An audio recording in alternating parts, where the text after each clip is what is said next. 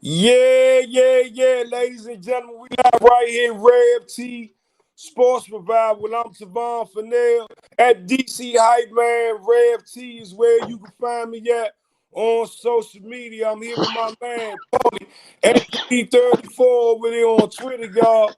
Doing this thing, always keeping it real, not being mean to the people. He leave that up to me. But anyway, though, man, we got a lot to talk about. Rev T Sports Survival, episode 463, Paulie. I've been doing this for a long time. Pat my feet, man. I appreciate you so much here for inspiring me to keep my thing going on and come back doing it well and on. Hey man, you the OG. You know what I Yeah, mean? yeah, You hey, can't hey, they hey. can't be doing this thing without you, bro. Oh man, yeah, I tell it to the young, I tell it to the old. You got to be filled up with yourself and loving your own soul. You know what I'm saying? But look though, the Washington football team though right now. Let's talk about it. They played the Green Bay Packers. We had high hopes for them, and for Friday party going into game day, leading up to game day, I get in believe mode. But come Sunday, lately at the 4:30 hour, I've been drained with all my burgundy gold power. Let's talk about real quick what happened up in Green Bay. Well, what was it? Because I think personally that the defense rose to the occasion in the first half until that last maybe 2 minutes of the game with that first half, and then after that, all hell broke loose from there on out. Your thoughts? My thoughts is on the defense. They played well, but I think we're overhyping it because they've been so bad. They still was giving stuff up. They still was giving up third downs. I mean, did they play well enough for us to win? Yeah, but they didn't play well enough for us to win. They didn't win the game. They just didn't lose it this time. But they played okay, man. If I had to grade them, I'd give them a C plus. No, I gave him a damn D minus. And, and, Give and, them a and D. let's be honest, man. I know you love your boy Heineke, but playing with Heineke right now is like you catch 22. It's like damn if you do, damn if you don't. But right now, he ain't nothing but all we got to smoke in the pot. And That's I'm it. not saying that Heineke is not a good quarterback, but I think many agree, and I think many of you have heard over the last couple of weeks he's the number two at best. I hear some people say, well, he doesn't have top 10 receivers to throw to. And I always say this: Terry McLaurin, he is a top receiver. Is he a top 10 in the NFL right now? No. And I think a lot of that is um it comes from him not having a top 10 quarterback, or at least top 10, 15 quarterback to make him a top 10 NFL wide receiver. But at the end of the day, though, it's more than Terry McLaurin. It's more. It's more McLaurin. than the offensive line, because I think the offensive line been playing good lately. To be honest with you, but Hando back up at best. But right now, he all we got in town. And I want to really hear what your thoughts on this one.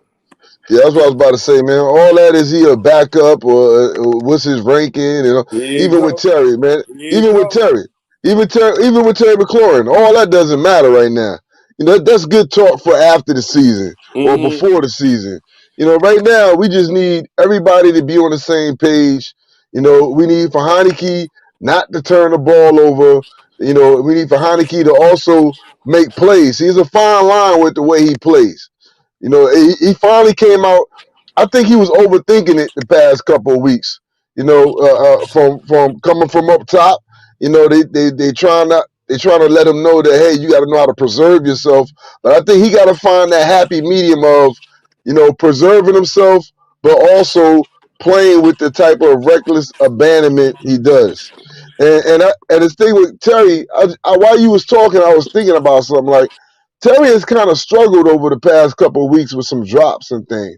And I started thinking back to when the last time I seen Terry, play like that. And it was towards the end of last season. And then I also started thinking like, hold on, you know what?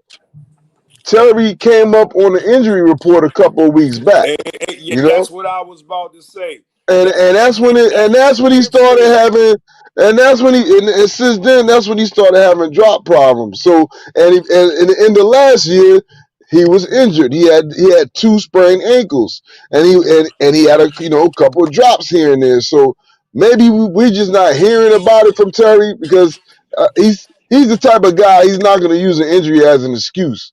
You Right. know, so and I know he views himself as a leader. So, and being a leader, you don't want to be making an injury about an excuse or anything as such. You just want to say, you know what, I need to do better. So, hopefully, like I said, office wise, we could put everything. We need to have a complete game this weekend on Sunday, man. That's what We we need. we live right here, Red T Sports Survival. I'm Tavon Fennell Sr.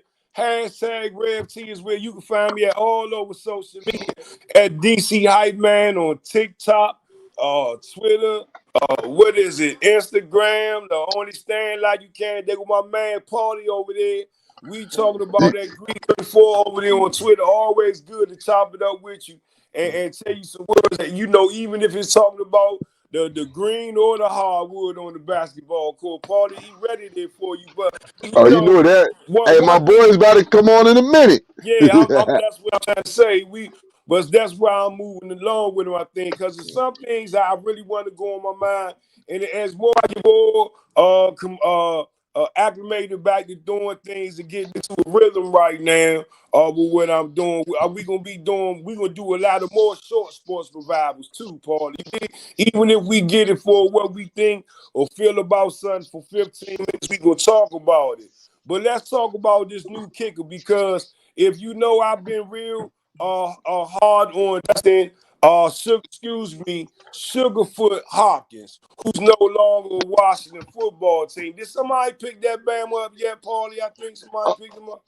Yeah, San Diego picked him up, man. He Oh, out there okay. with he out there he out there with the Chargers now, man. Well, he You living know what I in mean? sunshine. Look, Good for he that done Bama. turned I hope he he get done traded in yeah and do he done some trade games. he done traded in Sugarfoot for Surferfoot. Surfer Foot Hawkins, I like that. But I want to say this: two things happened. Blew it, blew it. He got a kick block right, and then the Mhm. second one he made. And I want to say this: that first actual kick in the NFL, even if it was blocked, I think he kicked it too low. And when he had the opportunity to go out there and kick another field goal, he learned from Mhm. that mistake and he angled it a little bit higher off his release. I went and watched the tape. So at the end of the day, what you think about Fluid Blue? You think he gonna hang around, or you think by the next couple of weeks they gonna run his ass out of town too, Party? Man, I don't know. I mean, they brought him back twice. So evidently it was something they liked about him. Because he came in for the first time, and then he came in again, and now they gave him the job. But we won't. There's one thing about kickers, man. We can't predict how a kicker is going to be until he starts kicking. But I will say this though. I think him getting that field goal block is why Ron started going for it on fourth down in that game. I know Ron tried to use the excuse of well, it's Green Bay. We need to score touchdowns to win. With these to win a game with these guys. Well, the week before that we played Kansas City, and you was trying to kick every field goal in sight. You know what I Mm-hmm. mean? So I mean, really, no. I think it was just the fact that he cut Hopkins. He signed this Blewett guy. They spent the whole press conference talking about Blewett last week. You know Right. what I mean? And Ron hyped him up, talked him up, and then Ron said, "Well, you know what? To let Sugarfoot go, that was my choice, and I'll take the responsibility for that." Well, one kick in, one kick blocked, and then I honestly, I think he didn't have any confidence in him to kick those field goals or to make those field goals, and I honestly think he didn't want to have to answer to that after the game. Because Yeah, you know, you and know. one He thing said I it was his will say responsibility. about Hopkins in that Kansas City game when he missed that kick, he walked off the field. He knew his days was numbered.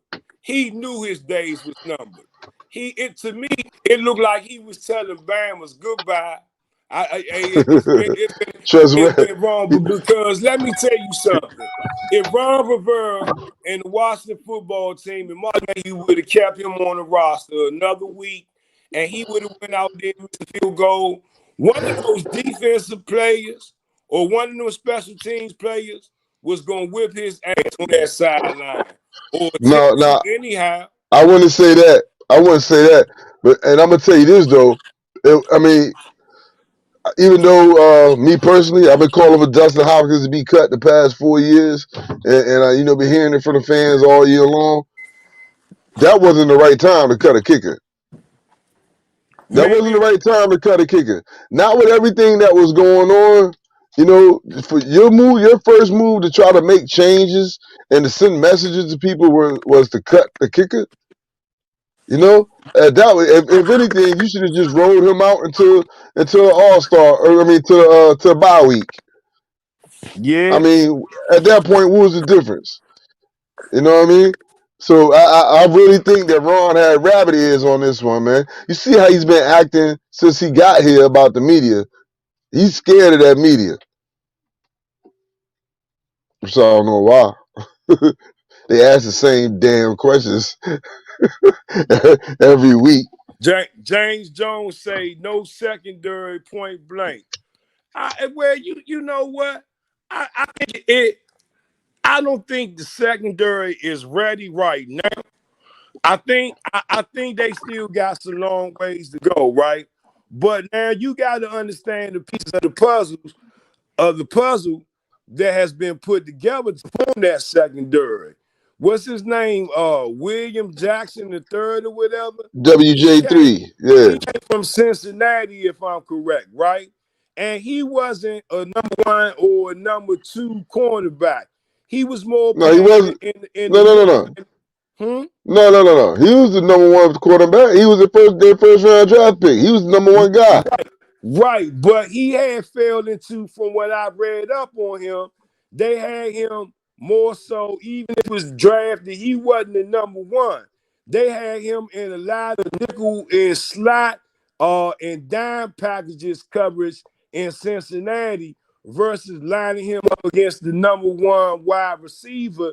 And he made his money and success playing that position at the cornerback within that Cincinnati defense that they was running.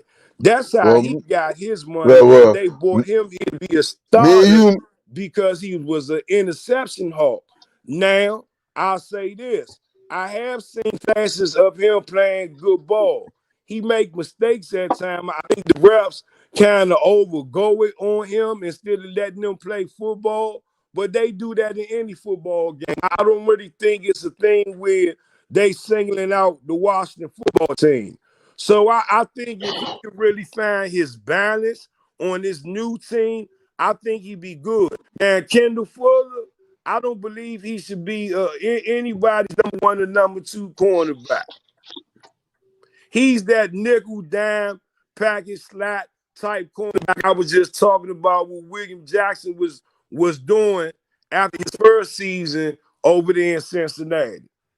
And at the end of the day, St. Jude's, he found his way. He didn't they beat him up the first week. But after that, week after week, I see improvement with the young boy. But now, what's the young boy name? Curl, right? They didn't put Curl at the strong safety position now, right? no, no. What they're doing is he's playing exclusively there now because they didn't move Landon Collins down the linebacker. But let me say this about the secondary. Secondary played good last week, man. It was addition by subtraction. Look, I don't know where you was getting your information from on William Jackson because I got just the opposite. You know what I'm saying? My information said that he was their number one corner and he would go up against the other team's best receiver. You know, but it's saying that it's neither here nor there. But it's saying that he's clearly has lost confidence. All right, because Ron, remember beginning of the year, Ron said, "Hey, do it the way we want you to do it, and I'll take the sword for you. I'll fall on the sword for you. Do it your way, then you know we're gonna have some problems." All right. So the way I see it, William Jackson is doing it Ron's way, but he's just number one inexperienced at doing it like that. They want him to play off the ball and play man coverage while seeing the ball, seeing the quarterback and the man playing through the man. Mm-hmm. He's a press man corner. Now I'm not saying he can't get this type of scheme, but if you don't have experience at doing something, it's going to be a learning curve to it. And in that Right. learning curve, you know, he's so much in a panic mode that he's not resorting back to the fundamentals of the position, like turning your head around to look for the ball. You know, and so it's not that the referees are looking for us, but if you're a sideline judge and you watching the receiver and the cornerback, you watching the D-back, checking these receivers play after play after play, and you never see him turn his head around. If he makes contact, your first interest is, well, I'm gonna have to throw the flag, because the rule is if you turn around to play the ball, you're allowed to make some type of contact. That's right. That's But right. he hasn't turned his head He never around yet. turned around. Yeah, and it's I all agree. because he's uncomfortable at that position. It's a learning curve he's going through. So that's on the coaching staff. All right, you go across to the other side. Kendall Fuller started the season in the slot, but he's still playing a lot of slot. He has been getting better in the slot. Now I don't know if that's because early in the season he was he was rotating between the slot and the outside. Maybe it was too much for him at the time, but he seems like he's picking up more of the slot. He was getting toasted early on, but the last 2 games he seems like he's finding that stride there. Right, St. Juice. I think St. Juice was a find, a great pick at number 4. I wouldn't say great, but he has a potential to be a future starter at 4. He plays with a lot of energy. He plays with confidence. The only thing he really needs to do is almost like Get William some Jackson experience. III is get no. Yeah, he needs experience, but Tempo. he needs to make plays on the ball. He makes Right. plays that knocks the ball away, but he doesn't make plays to get interceptions. He need to learn how to be more of a playmaker. That's how he caught that penalty on Sunday. If he just turns around and jumps and try to intercept the ball, he could get away with it. He would have got away with that. But he just jumped up, clearly had his hands on the defender's shoulder pad, and just had the other hand up in the air. Check Huh? your set. Check your set. Check who? There you go. You was getting some static when you was talking. Oh, okay. Yeah, but we still got it. you still got it? Yeah. Hold on. I don't know where that's coming from. Let me see. How we now? But We good? at the end of the day, I can agree with you on those points, but because I know you got to get ready to go join Brother Toothpick. But the next thing No, we good, man. We good. We're good. A lot of people started to turn their nose and their back up on Chase Young. And I want to say this, and you know me, Paulie. I'm not, and I'm not in here to defend any of these players or anything, regardless of what my character be on Sunday in hype mode. When it comes to this team and life, just in general. And I'll say this: Chase Young had a tremendous team defensive rookie of the year. But now it's a whole lot of tape on Chase Young. His coaches, they need him with that thing to get those sacks that he's trying to get. I see him getting pressure, whether he's getting pushed to the outside. He's a new way to cash in on the money. And everybody know, okay, he got one move he needs to. We all know this. The question is, I think he has those moves. But if the coaches are now putting him in a position or drawing up schemes, will allow him to make those moves. What can you say? If the coach keep drawing up a defensive play, where he got me dropping in, let me tell you something, man. They ruined Brian Kerrigan's career here in Washington, having that man drop back in the zone. Matter of fact,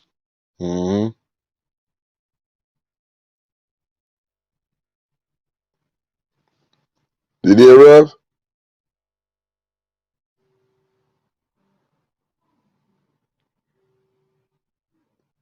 Well, I don't know. I can't hear you. So I'll take it off on this Chase Young subject. Look, man, it's a combination of things, but ultimately, with me, it started with the coaching. All right, they fell in love with this 5-2 defense, you know, because they got all this talent. They're trying to find a way to get all the talent on the field at the same time. And, you know, they was trying to reinvent the wheel. You know, they preached so much in the offseason, Ron Rivera, about the players can't just jump back into this season like it was last season, that they got to be a process. They got to build things up and get it right, you know, the right way. Yeah, he said all that, but that's how they coaching, because they jump right back into the season and everything is gimmicky. You know, they're a 5-2 defense. All right, you got both your linebackers, both your defensive ends. You got them standing up like they're linebackers. All right, especially Chase Young. Now, I watched this. If y'all watching this, you know, if anybody recorded that New Orleans game, all right, you know, go look at the second defensive play of that game, and you'll see exactly what I'm talking about, man. Chase Young, all right, at the snap, you know, standing up in the 5-2, at the snap of the ball, his first step was his left foot went back. When his left foot went back, that right tackle jumped out, set his hands up, and got in blocking position. All right. So then when Chase pushed off with with that back leg that he just caught back for a half a second, when we finally pushed off, where was he to go? The tackle was ready. He was set. All right. Hands up. Chase tried to push him and they rolled him out like he's been doing all season long. All right. Fast forward this week, hands in the dirt. Every time his hand is in the dirt, he gets that leverage off the ball. All right. He gets the leverage off the ball. He's able to bull rush the tackle, because now the tackle's not waiting on him. You know, it's like, who's going to get to the position? Who's going to get to that spot first? All right. And Chase has a better chance of getting there first with his hands in the dirt, you know, because he's firing right off the line. And he gets underneath the offensive tackle. He either pushes him back and he cuts in to make a sack, or he loops around and he gets gets some pressure. That's Chase Young. That's where they should have started out with. Fundamentals. Keep his hands in the dirt. You talking about don't build off like his last year. Well, they should have started with the fundamentals with Chase Young and Montez Sweat. This past game, Green Bay, this was the first time they played a true four-man front in I don't know how long, all season. Right? Montez Sweat had his best game because his hand was in the dirt every play. These guys are athletic defensive ends, yes, but that don't mean they can play linebacker. All right? They're not almost like William Jackson III. They're not comfortable doing it.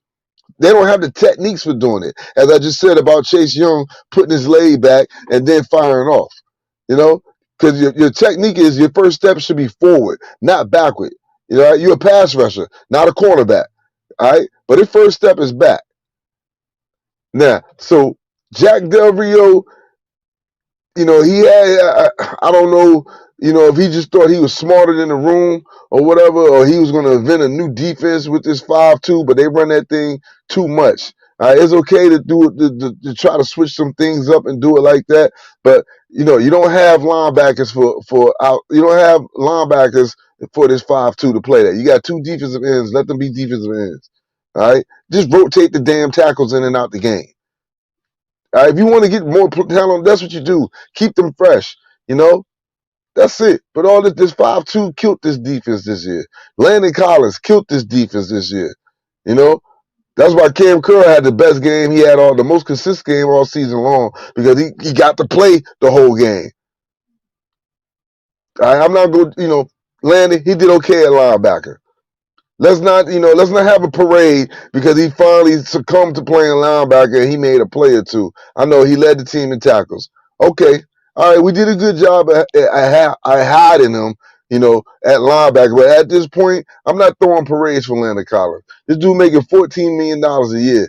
All right. Up until recently, he was the highest paid safety. I need for him to make, if he going to play this linebacker position, I need for him to be making plays for the end of this year, man. He needs to be making plays. So, Paulie, let me ask you something. Do Yes, you believe that this Washington? I've heard people say, well, the Washington football team, they got a chance to, as long as they beat the division, they still can get in the playoffs. Let me tell you something, and let me be real honest with all you. First of all, let me say good evening, Jerry Sutton, tuning in. Appreciate you so much.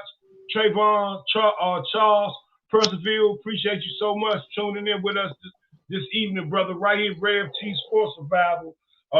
I'm Tavon Fennell Sr. I'm sitting here with Greed 34. That's Paulie there, y'all.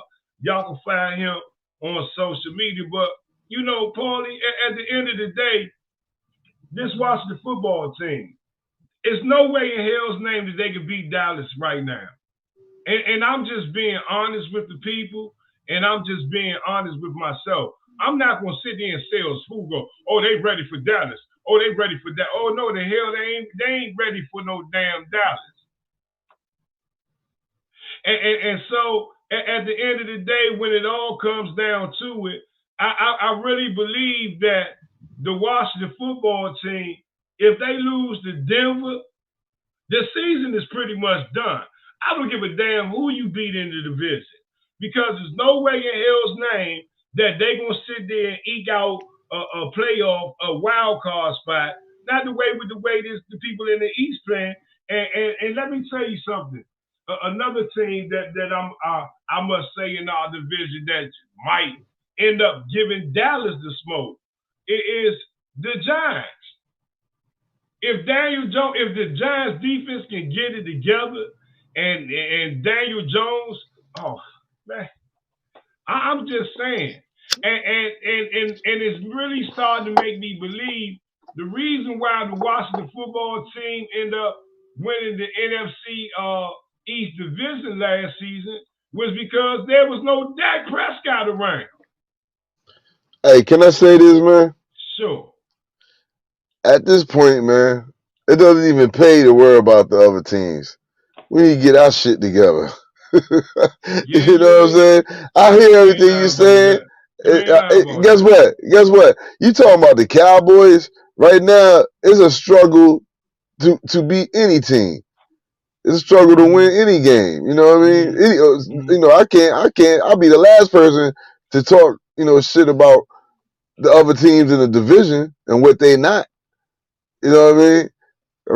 Hey, right now, the way I see it, we the worst team in the division.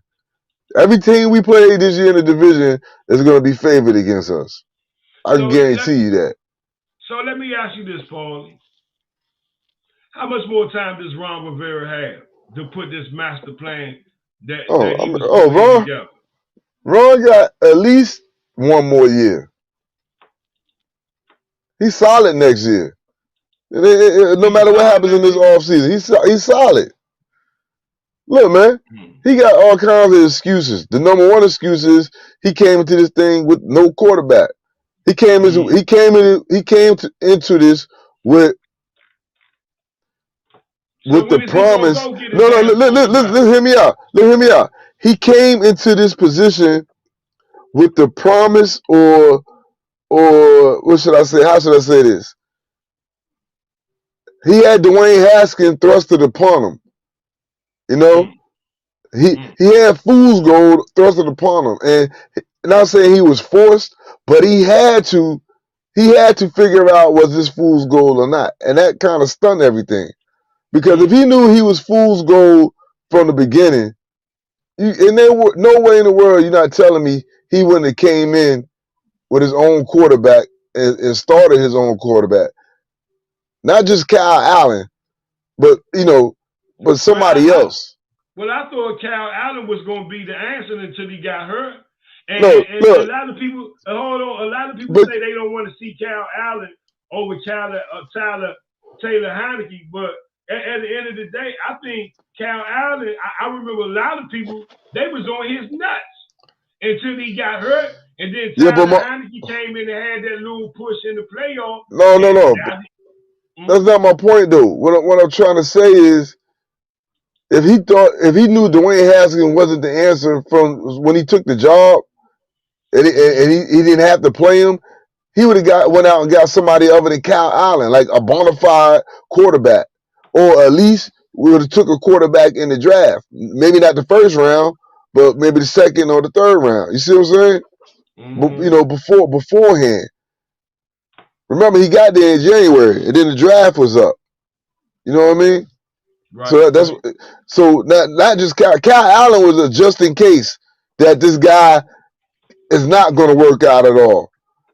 You know what I mean? That's what Cal Allen was. If he knew Dwayne Haskins wasn't the guy, or he just made his mind up when he came in, like, look, I don't want to work with this guy. I'm gonna bring my own guy in. Let's trade him and get some picks for him or whatever. They're cool. But I'm pretty sure he came in with a compromise with management. Like, all right, well, let's give this guy a chance. You know, things wasn't right for him when Gruden was here. You know, Gruden kind of just didn't even work with him, left him alone. You know, they kind of blamed Dwayne Haskins on Gruden. You know what I mean? But I guarantee you, if he knew that he wasn't right for this team from the jump, or if he had that total autonomy, he'd have brought in somebody else to be the starter. And that's why where we are right now, really. And at the end of the day, I want to put something else out there. And this is, I think that I haven't really checked up on this, but this has really been hindering my mind. When have we had 100 yards rushing this year from Antonio? We don't commit to the run.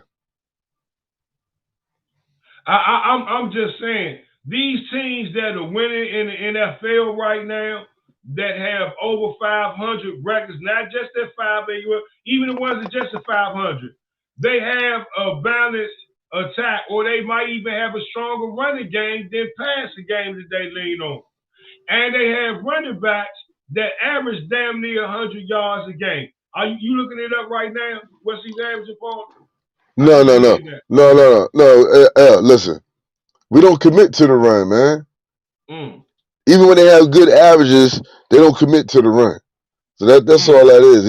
We're not gonna have 100-yard rusher unless and that's been the problem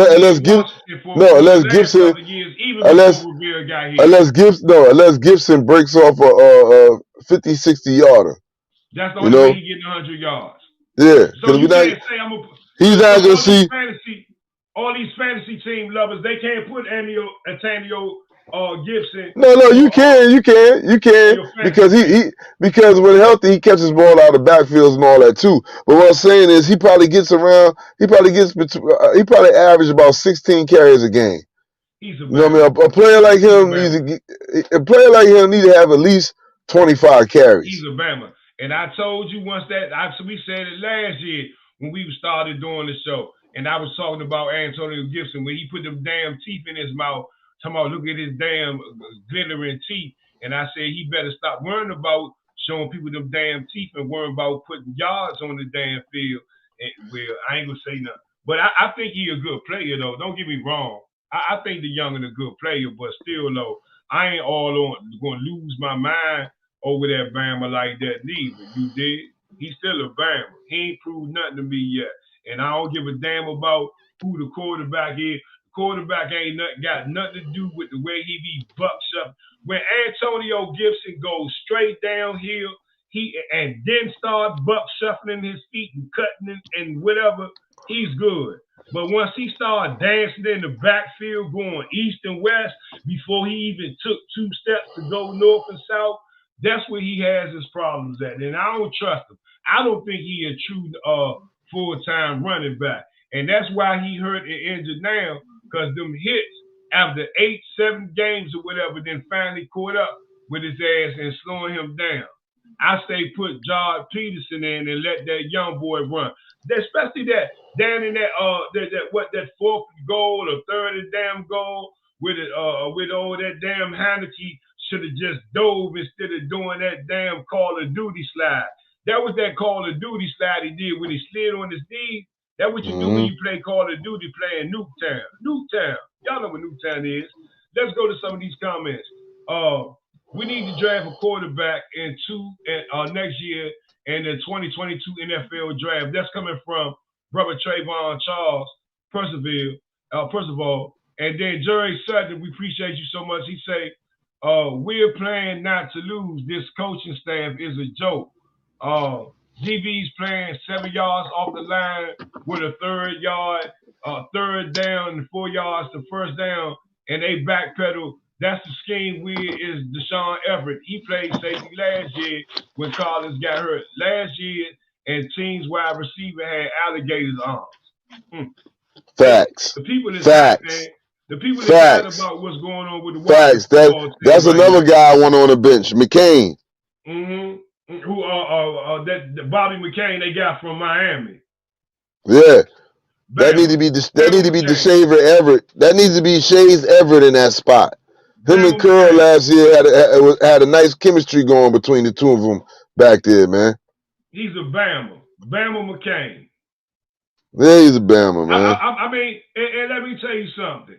You know, next week, let me know when you got to roll with Toothpick. Next week, I want to talk about not next week, but the next show we're going to do. We're going to talk about people that the Washington football team have picked up this year that wasn't with them picking up. And we all know Fitzpatrick. Fitzpatrick like remember the damn hamburger from McDonald's? You do like the hamburger. He is shaped like the hamburger. Yo, you know what's funny about that though, man? He got $10 million on the plate for the Hey, Rev. Yeah. Before we go, man, can I tell you what's funny about that whole Fitzpatrick thing, man? Being that's gonna be our next topic. Yeah. Yo, the whole funny, we all knew this. We all knew in one way or another that was a bad idea. It was a bad signing.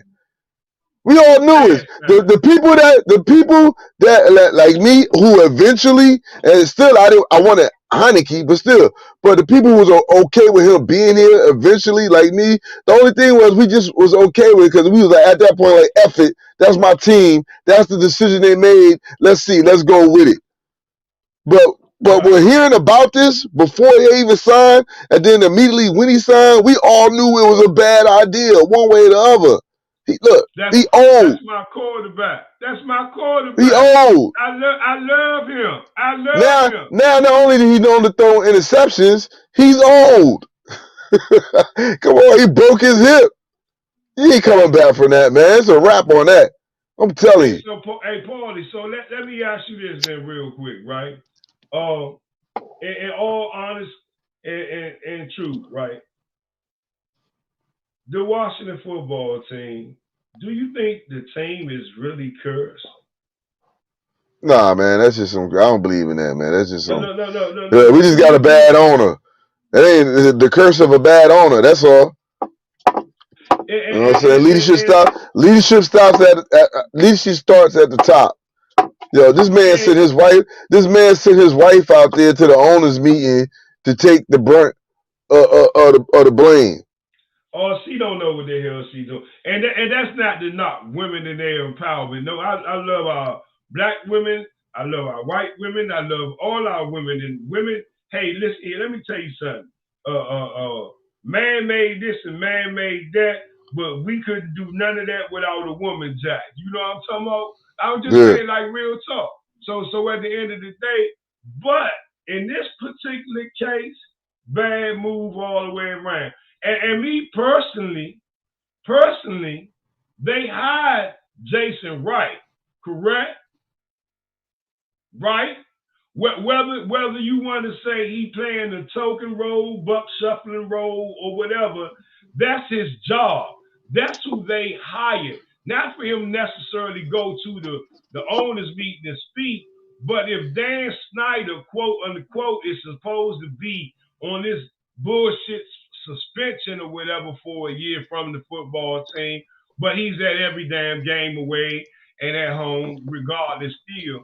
She shouldn't even have win.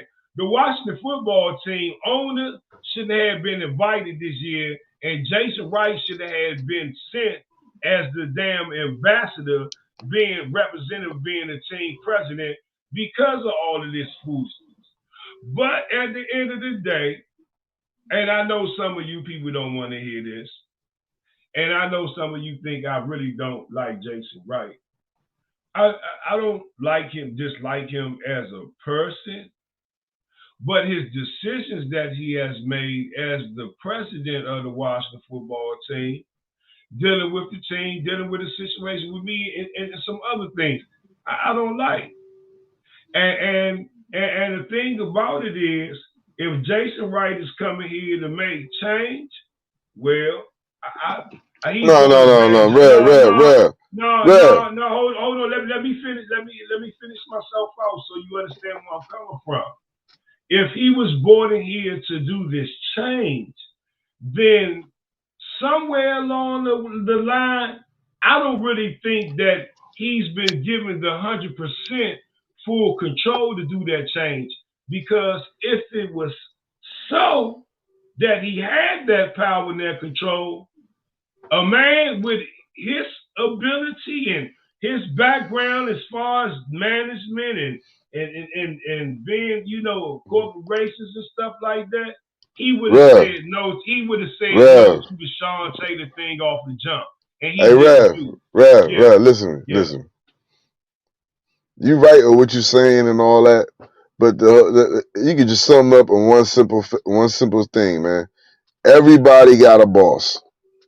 He has all that power. He can do this, he can do that, but at the end of the day, he has a boss, and he has a hands-on boss. Mm-hmm. You know what I mean? I agree. And we're caught up in the middle of a boss situation on a lot of legality and morality stuff. So the boss is trying to cover his own ass right now. So if anything the boss needs to do to protect the boss, he's gonna do, regardless of who Jason Wright is, and that's all that's going on. You know what I mean? That's it. He just got a boss. He got a boss. He got to answer to. Jerry Sutton say, I respectfully disagree, Rev T. He's the face, the general manager, but not the decision maker. He's taking the hit for Dan made decision. He's not the general manager. Martin Mayhew's the general manager, right? But my whole point. Boy Wright is the president, team president. But go ahead. Yeah. But I know. But my whole point of all that was, regardless of some suspension or regardless of what Dan could or could not do, whatever. This was the first time they had an owners meeting since in over a year. Yeah, right? They didn't have one. They didn't have one in person last year. This is the first one in person last year. After everything that's going on with this organization, with the cheerleaders, with the emails, everything that's going with the FBI, with the DEA drug raid, with everything that's going on, and the first in-person owners meeting, you don't show up as a man and apologize to the rest of your business partners, the rest of the owners. If you don't go up there for 2 minutes and say, fellas, I effed up, I apologize, I'm gonna get my organization straight, I'm gonna try to put a winner on the field, and nothing like this will ever happen again. And just leave. If you can't be there, to leave. But for him not to come there and say that, you gonna send your wife up there to take that? What kind of man is you, man? Come on, man. I don't care. I don't break the rules. I can't be there. What they gonna arrest him? Nah. He owed them owners that, and he owed us that. Yeah. He owned the owners of apology. And he sent his wife. Apologize. And he sent his wife out there. But next week, though, Paulie, we gonna talk about what they done wasted their money on when it comes to these player personnel. And let's talk about. Well, I think we might go back with Saturday. I got some things to go do. I got to go do a commercial on Saturday morning, and then Saturday I'll be out in Clinton, Maryland, at the Indigo Therapeutic Center out there bringing some awareness to autism, children with autism, and children with Down syndrome. And the center, the therapy, and the things that they have available for people with family with children with autism and Down syndrome in the community that's available for the children, right? And so again, we're gonna start coming back. Whether we go 10 minutes, 15 minutes, 45 minutes, an hour, we don't care. We run and do our thing on our own power. I'm Tavon Fennell Sr. Hashtag RevT is where you can find me at all over social media at DC Hype Man, RevT on what's that? Twitter, Instagram. My kids got me on TikTok now. So, and then that's Paulie there, y'all, right? At Greed 34 over there on Twitter. Go ahead, chop it up with him, man. He talked to you about it all. You know what I'm saying? Whether it be winter, spring, summer, fall, he there with it real clear. And I appreciate him here on the show. Paulie, you want to say something before we get out of here, Champ? Hell to the W. He say hell to... Hey, man, how you do your hands like that? That looks like some old Black Malmekian Star Trek shit right there. That's that Tupac. West Side. That's that Tupac right there. I'm gonna call the police on you. He throwing California love. That's that Tupac Shakur. I'm out, man. Hell to the W, man. Hell to the W, man. Hell to the W. It's time to go. That's the go-go music. It's time to go. We holler at y'all later. Believe, baby. Love somebody. Hell to the W. March with us. I like that hell to the W. Okay. That's that gangster side. We gangster up in this mother. We gangster. Ow. W side.